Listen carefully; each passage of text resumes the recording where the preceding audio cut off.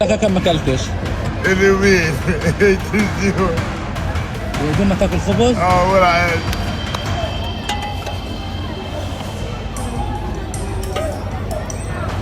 ولا عاد. تعيطش يا حاجة، تعيطش، دموعها غالية إن شاء الله. خلاص.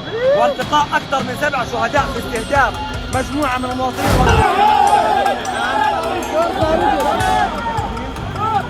هذا المشاهد الآن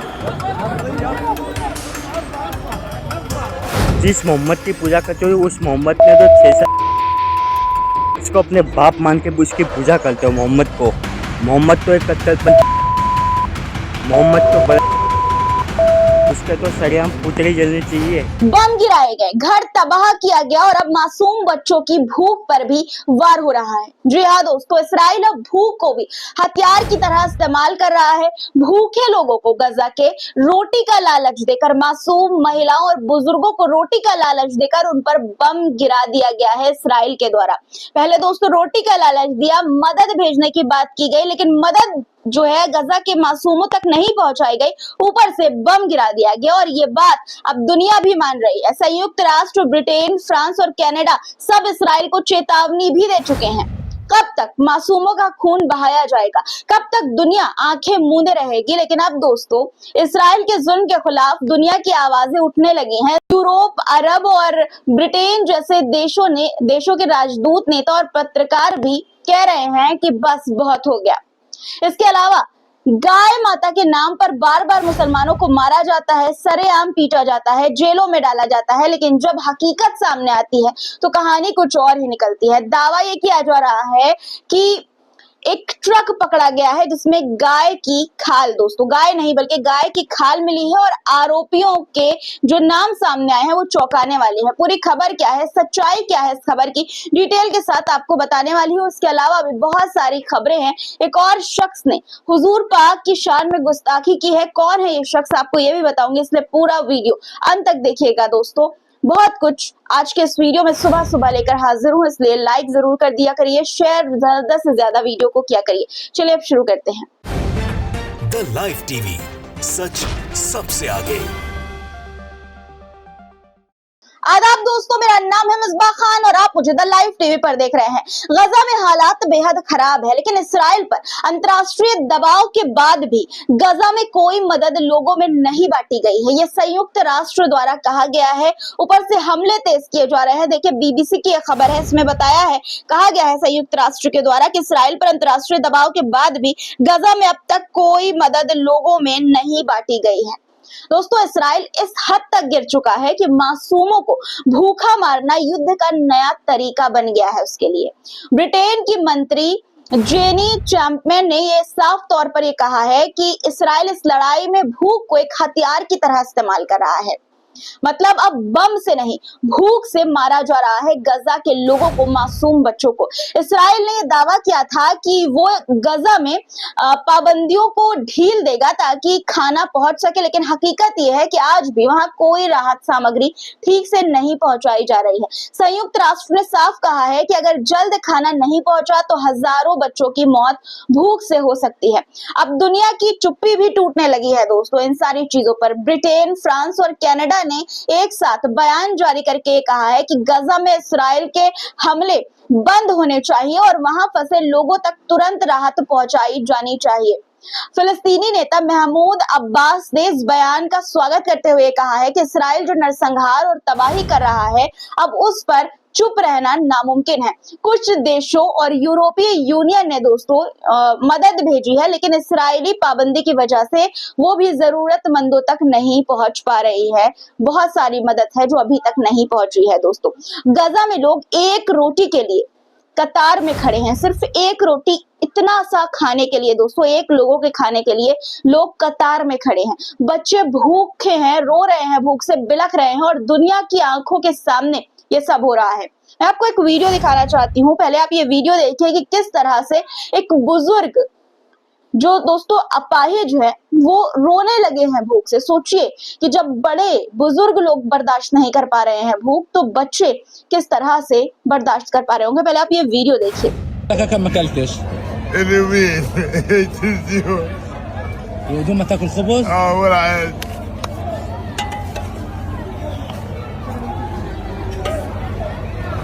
ولا عاد. تعيطش يا حاجة، تعيطش، دموعك غالية إن شاء الله. خلاص تعيطش. الله يشفيك دارك.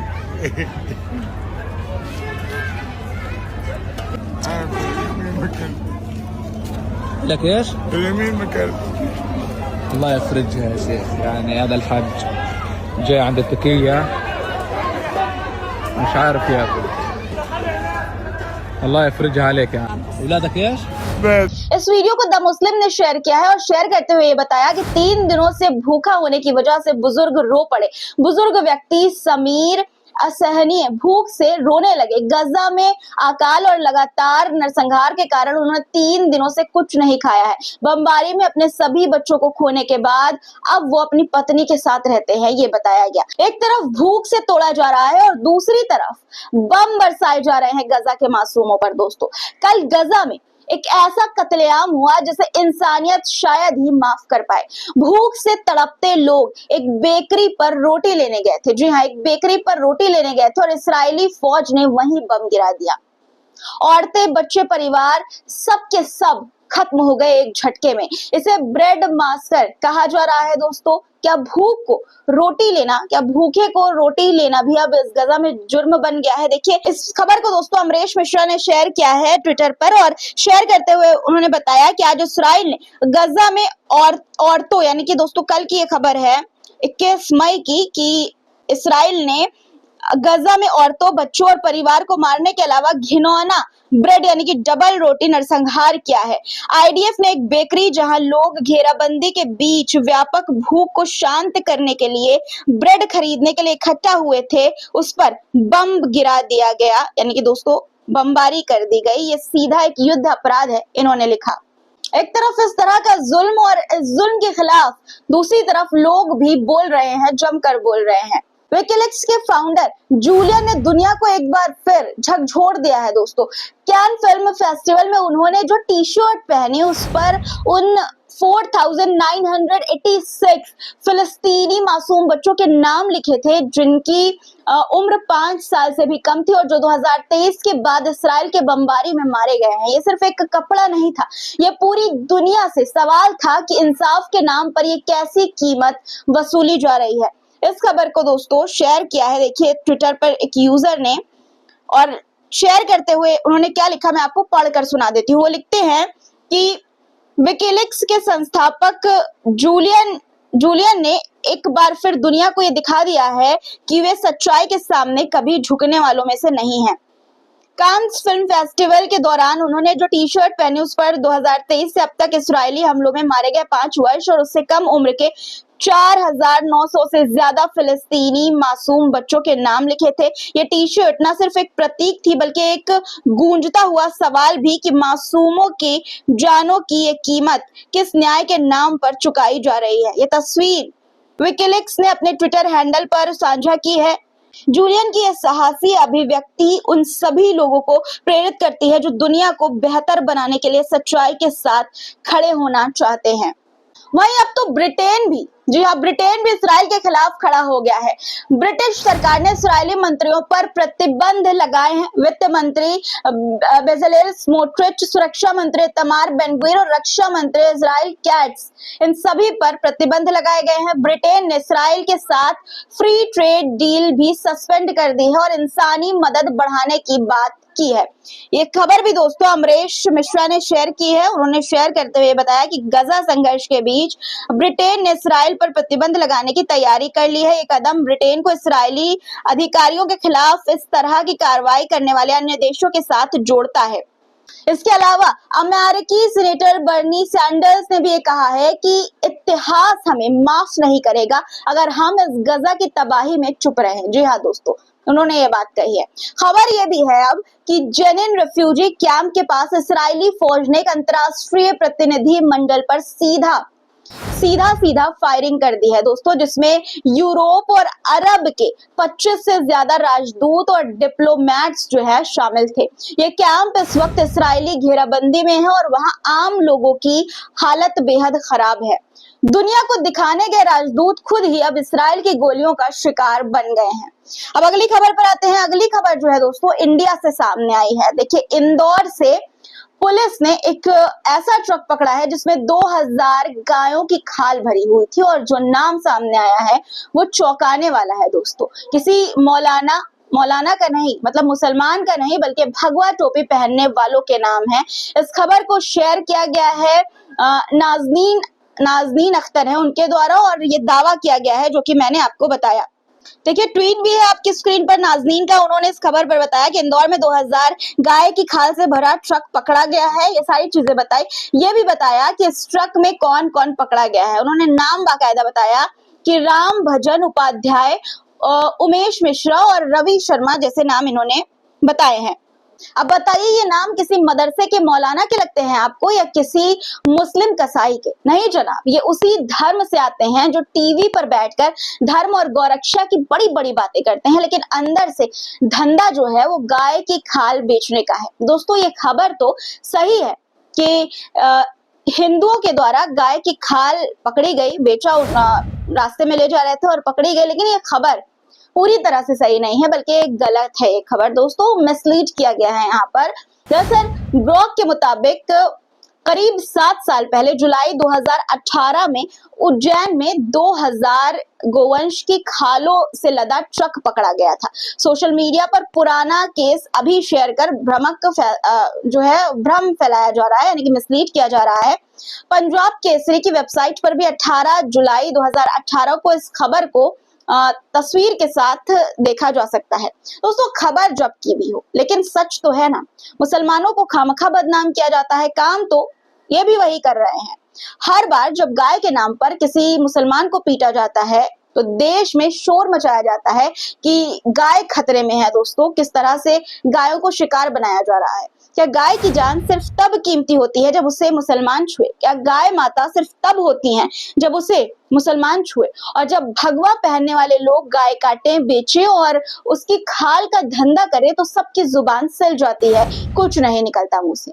खैर इस तरह की खबरों पर आपकी क्या राय है कमेंट में लिखिएगा और अगली खबर की ओर अब बढ़ते हैं।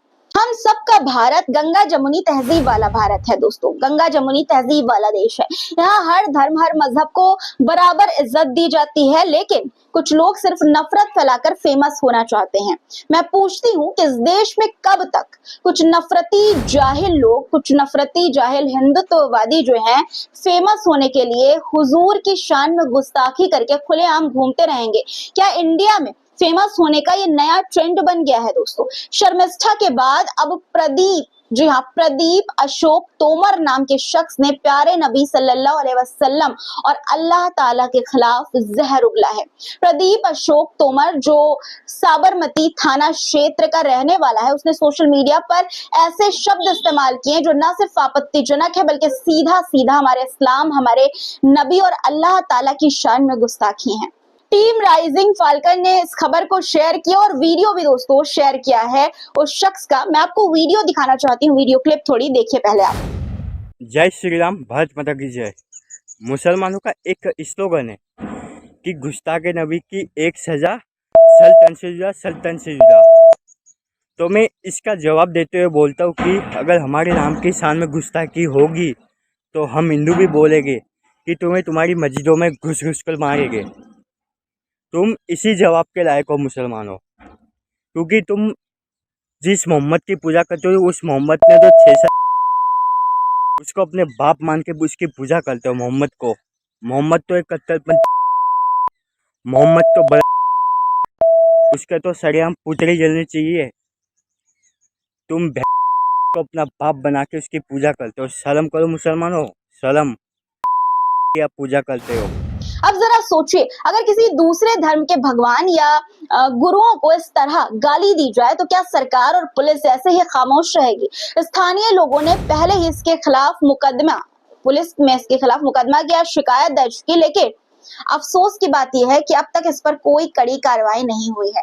टीम राइजिंग की तरफ से यह भी बताया गया कि साइबर क्राइम टीम का जवाब आया कि जो कंटेंट रिपोर्ट हुआ वो ट्विटर पर पब्लिकली नहीं मिला। तो क्या इसका मतलब ये है कि अगर कोई गाली प्राइवेट ग्रुप में दे या फिर बाद में डिलीट कर दे तो वो बेगुनाह हो गया? नहीं दोस्तों, उसकी नीयत साफ नजर आ रही है। वो समाज में जहर घोलना चाहता है। इस ट्वीट में मांग की गई है, यानी कि जो राइजिंग दोस्तों है उनके द्वारा ट्वीट में, जो आपकी स्क्रीन पर भी ट्वीट आपको दिख रहा होगा, इसमें ये मांग की गई है कि गुजरात पुलिस, अहमदाबाद पुलिस और डीसीपी जोन तुरंत इस मामले पर संज्ञान ले, प्रदीप अशोक तोमर के खिलाफ आईपीसी और बीएनएस की धाराओं में केस दर्ज किया जाए और तुरंत उसे गिरफ्तार किया जाए।